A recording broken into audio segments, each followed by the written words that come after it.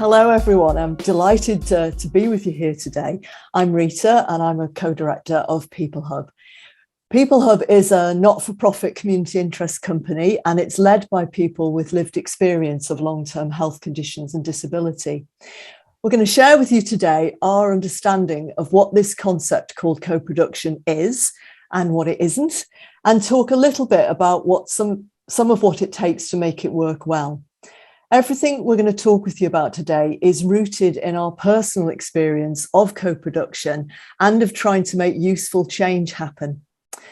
My own experience has come directly from my struggle over pretty much the whole of my working life to try to shift the culture and change the relationship between people commissioning or providing services and people who are using those services. I've worked to try in all kinds of ways to amplify people's voices and have those voices respectfully heard and valued. At its heart, for me, the idea of co-production is really quite simple. I believe that services work best when they're co-designed, commissioned and evaluated with the people who use them. One example of co-production that I'm pleased to say has had a direct positive impact is Peoplehub's work with NHS England to take forward something called personal health budgets. These budgets were built on the learning from Simon Duffy's innovative work on the creation of personal budgets in social care, which he mentioned in the first of these series. Personal health budgets, when done well, can be transformative in people's lives as a way to move power and control to an individual over how their health needs are met. Peoplehub built a network of folk whom we supported to work alongside the senior health leaders to co-produce the new policies and to push for legal rights to personal health budgets. Senior leaders in the NHS have said that this national strategic co-production group plays a key role in helping them get policy and delivery of personal health budgets right. And they've also said their targeted involvement in our work ensures that what we develop is grounded in real experience. My name's Robyn and we're delighted to join you today. I'm the other director of Peoplehub. I have lived experience myself of disability with a spinal cord injury.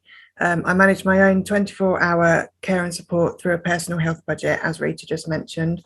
And I also have lived experience of various approaches to what could be called patient participation. Over the years, I've been invited to sit on various panels as a service user and to be part of steering groups on different projects. Through that, I've had a range of experiences, unfortunately quite often of being the token tick box. I'm sure many of us will have had experiences of being invited along to a meeting in order for an organisation to be able to say that they have involved a service user without actually enabling any participation from that person at all. Fortunately, I've also had some really good experiences and been involved in some really meaningful co-production. I joined the NHS England Personalised Care National Strategic Co-Production Group, as Rita just mentioned. The work that group have done and they continue to do has made a positive impact on a lot of people's lives. They sit at a board level within the Personalised Care programme and they shape policy and strategy for various national programmes. Co-production has been really well embedded at a national level within that system. After several years as part of that group, I moved on to join Peoplehub in order that I could use my experience alongside Rita's expertise to help more people understand co-production and to work to achieve change. Okay, so to kick off today, we wanted to begin to focus in and we're going to share with you a series of slides across the next time that we've got with you. And the first slide that we're looking at here is beginning to, as I say, focus us in. We know that our work is constantly evolving and that there's no simple blueprint or one model that can magically shift the culture of oppression and discrimination that still runs through so many of our public and private healthcare services. The term co-production is used in various ways by different people, and it can get mixed up and be a bit of a slippery concept to try to grasp. That confusion doesn't make for effective working, and it can lead to misunderstandings and frustration on both sides. Co-production is sometimes a word used when we talk about an individual writing their own care and support plan with a worker or health professional. And Robyn and I would say that is co-production, especially when it includes some control over the resources available, but it's co-production at an individual level. The other thing that sometimes gets confused with co-production is peer support. Peer support is something very different. So peer support is about people with lived experience coming together on a one-to-one level in a group, maybe online, to provide practical and emotional support to each other. Now, within any co-production group, there will be elements of peer support, but that's not what the co-production group's main purpose is. So, given that it's not individual co-production and it's not peer support, what actually is strategic co-production that's our focus today? Let's think first about strategy. So a strategy is a high-level plan of action designed to achieve a long-term or overall aim. It's about big picture thinking. Strategy is important because the resources available to achieve goals are usually limited. When resources are limited, co-production can include sharing some responsibility for tough or uncomfortable choices. So a strategy describes how the ends or the goals will be achieved by the means or resources. It's about how to prioritise resources to reach agreed outcomes or goals. Strategic co-production is focused on how best to address the needs of a whole population through the collective or combined voice of a group of people working in partnership with an organisation. So you can see in this diagram how this works, where we have the blue staff and the pink people with lived experience, combined experiences to give the joint purple output of influencing organisational policy and strategy. Okay, so if that's what strategic co-production is in a bit of a nutshell, why would anyone do co-production? Because when co-production is done well, it provides or produces a service, policy, process or product which is more fit for purpose from both the perspective of the organisation and the people using it. It also produces a combination of thinking to achieve change, either by innovation or adaptation. And it also produces a mutually beneficial relationship, which affects the way organisations and people see each other.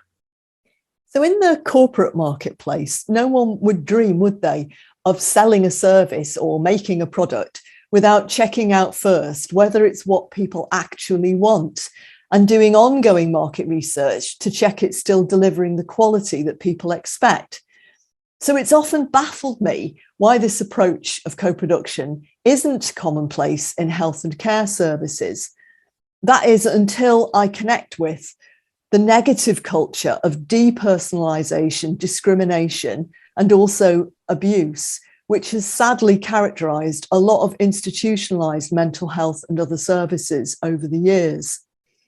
Co-production, on the other hand, relies on people being seen as full citizens and value being placed on their experience, expertise, and ideas. The idea of citizen participation in government services is far from a new one. In particular, for our work on co-production, we've referenced the thinking of Cherie Arnstein and her original ladder of citizen participation. Created by Cherie Arnstein in 1969 as part of her Degrees of Citizen Participation article, the ladder of citizen participation is one of the most widely referenced and influential models in the field of democratic public participation. For anyone who wants to understand public engagement and participation and the ways in which public institutions deny power to citizens, Arnstein's article is incredibly useful. In fact, her analysis was crystal clear that citizen participation in democratic processes, if it is to be considered participation in any genuine sense, requires the redistribution of power. Without an authentic reallocation of power in the form of money or decision-making authority, participation merely allows the power holders to claim that all sides were considered, but makes it possible for only some of those sides to benefit. She also says participation without redistribution of power is an empty and frustrating process for the powerless. How well We know this frustration, and I'm guessing some of you joining us here today know that feeling too. One of the real difficulties for anyone within a system or organisation trying to start a co-production process or any type of genuine participatory relationship is the fully understandable and valid deep distrust and cynicism with which their attempts to reach out will likely be met. People say, "We've heard it all before, Rita. Why should we think it'll be any different this time?" For co-production to work well, people do need to trust that things can be different. Einstein's ladder shows each ascending rung representing increasing levels of citizen agency, control, and power. In addition to the 8 rungs of participation, Einstein includes a descriptive continuum of participatory power that moves from non-participation to degrees of tokenism and degrees of citizen participation, with citizens holding actual power. Like any model, framework, or metaphor, the ladder of citizen participation can only explain so much. A standard criticism of hierarchical scales that ascend from lower to higher is that 1, they cannot adequately represent the complexity or fluctuating power dynamics that are typically in play in real-world situations. And 2, the tendency is to interpret lower levels as universally worse than the higher levels, when in fact lower levels may be more useful in some circumstances. For example, it may be perfectly appropriate to simply inform community members about an already made decision in some situation. For us, when we've presented amended versions of this ladder that have co-production at the top, we consistently found that people did indeed assume that only the gold standard top of the rung co-production was the thing to be seen to be doing, and everything else was seen as unworthy somehow. We found that to be really problematic and unhelpful for anyone trying to make useful change happen. We know that for co-production to be done well, it relies on developing new relationships and trust, which all takes time. One can't jump straight to co-production. The problems with a hierarchical ladder diagram is why we decided to create a spectrum of participation in the form of an arc, not a ladder, and to aim to clarify the purpose of each type of interaction. Don't worry about trying to read all the information on this slide right now.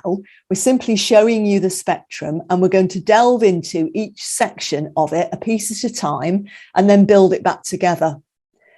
One of our main drivers for creating this spectrum of participation was to describe the various useful ways that people can be invited to input their ideas and perspectives, and also to show how co-production differs and is distinct from those other types of participation. Our spectrum moves from an approach which is the system doing to people through varying degrees of increasing participation round to the system working with people.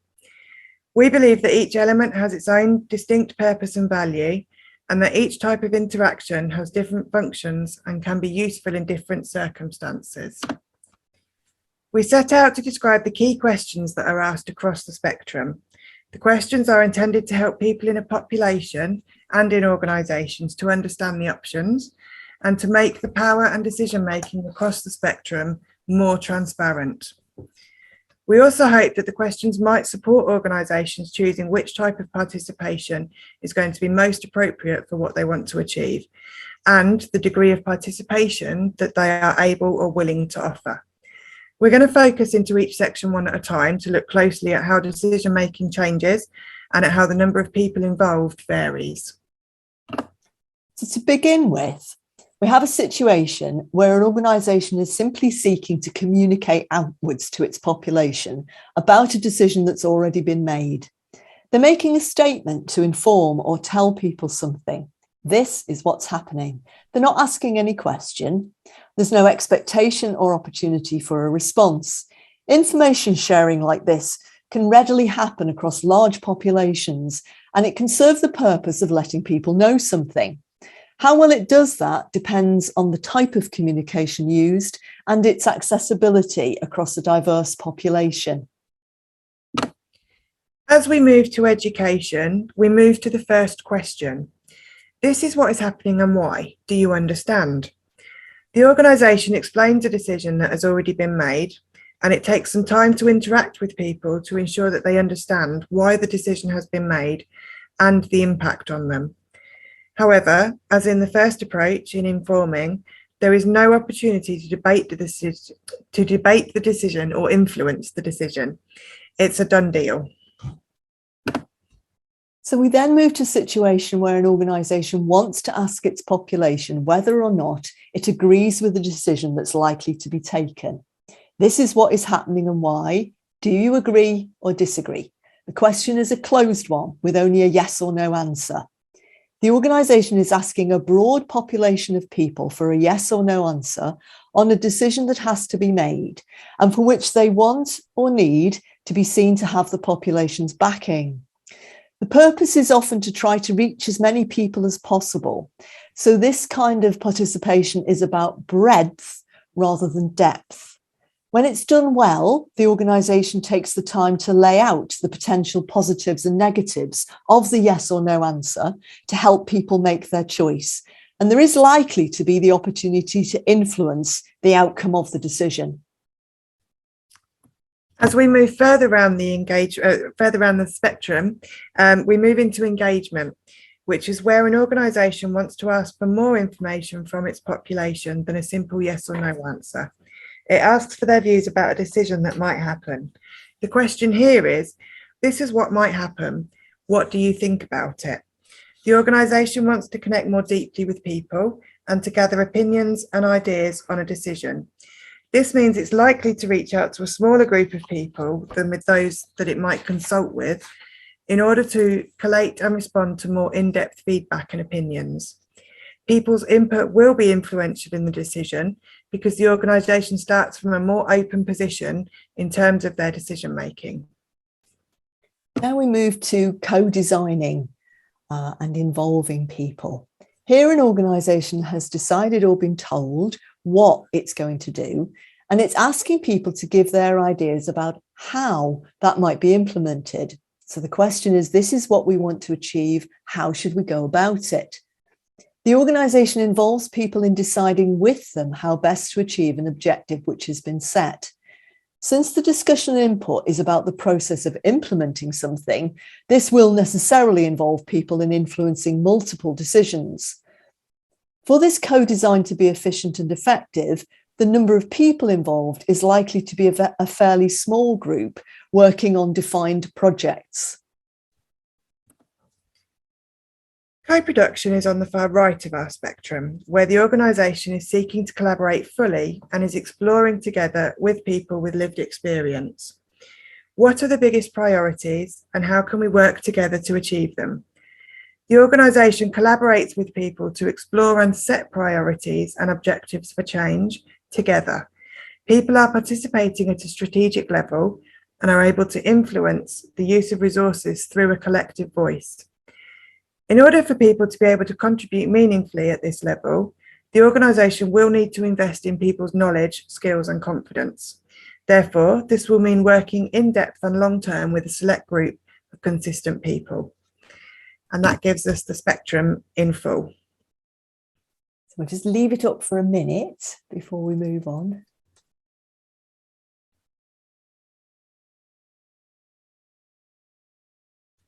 Okay.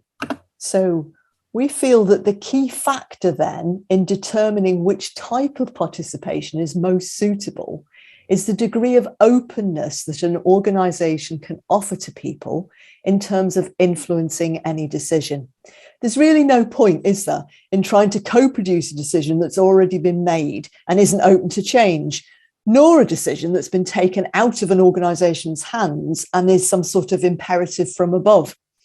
It's so important when building trusting relationships to have open communication and for power holders to own what is open to change and what isn't. As somebody said to us once, you can't dance on your own, of course. What is Crucial for co-production to happen is for a power-holding organisation to be genuinely willing to engage and share their decision-making. So, to summarise what we feel to be the most vital elements of what co-production is, we've come to a new definition. Co-production is a way in which organisations and systems can relate to people, which enables people's meaningful contribution to agreeing joint priorities for action, influencing decision-making, and determining quality indicators. Let's look at each of those bullets in turn just for a moment. You'll have seen that in this co-production way of relating, people are invited to help set an agenda of action rather than simply being asked to respond to it. This doesn't mean, however, that an organisation has to have a completely blank page or a free bag of money to do co-production well. It means they need to explain what is already in place or what constraints there may be, and then look together at what is most important to happen. This could even include when an organisation has had its budget cut and wants help to prioritise what is most important to keep and what else could be altered with least negative impact. Decision-making we've already highlighted as a key to co-production.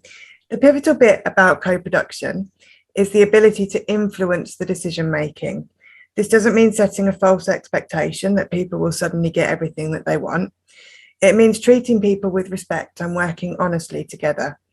People are inherently reasonable, usually, and will understand that not everything is open to change, especially quickly, but there needs to be some impact. People need to see what their contributions are worthwhile.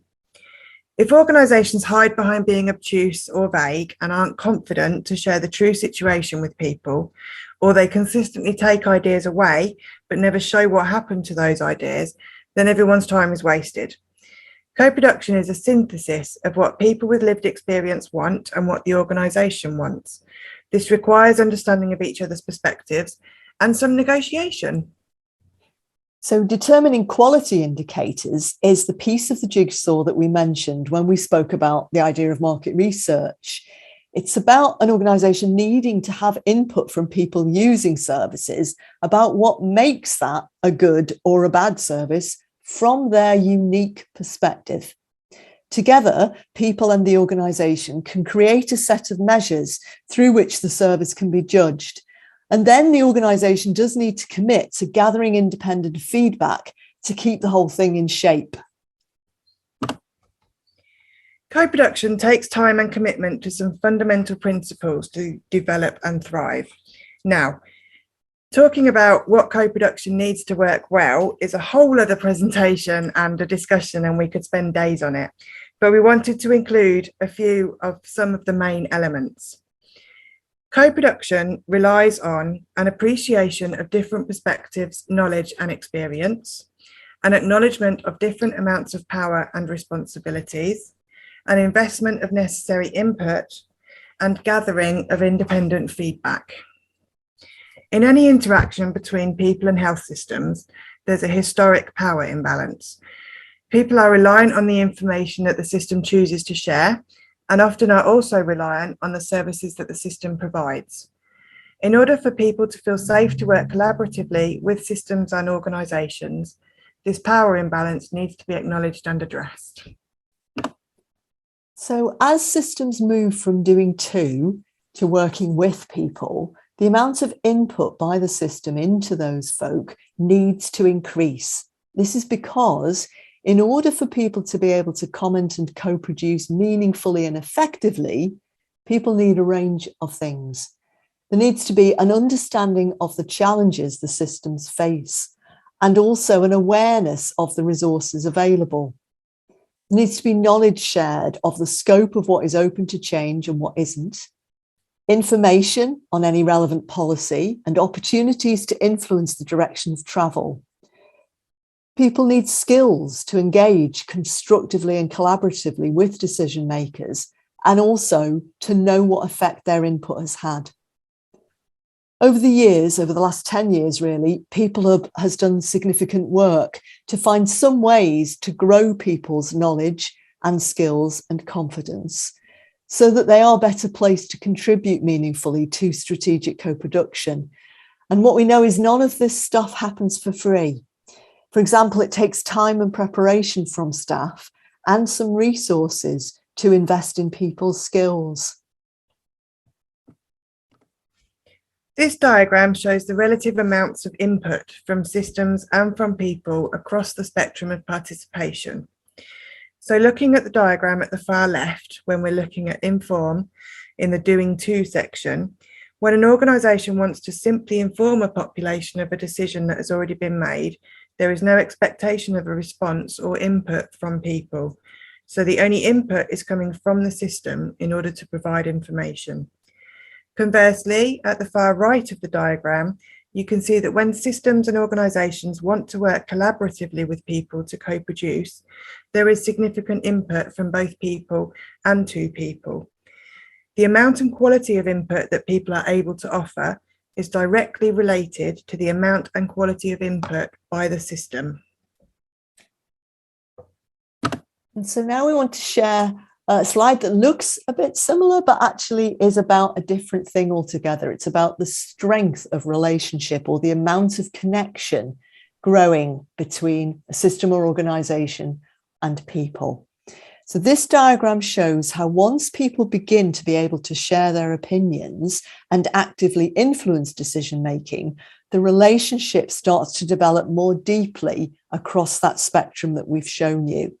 On the far left, doing to side, there's no real relationship at all. There's no conversation of any kind, and it's certainly not a dialogue.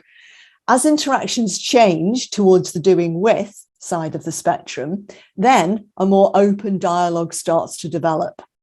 A conversation happens and gradually people start to meet. You can see at the engage stage, there's actually an overlap between the two arrows. People are beginning to actually touch in with each other. So they're sharing ideas and people's expertise is being invited. People move from being passive recipients of whatever the system decides to active participants in decision making. Power and decision making really does begin to be shared, and a solid joint relationship can grow.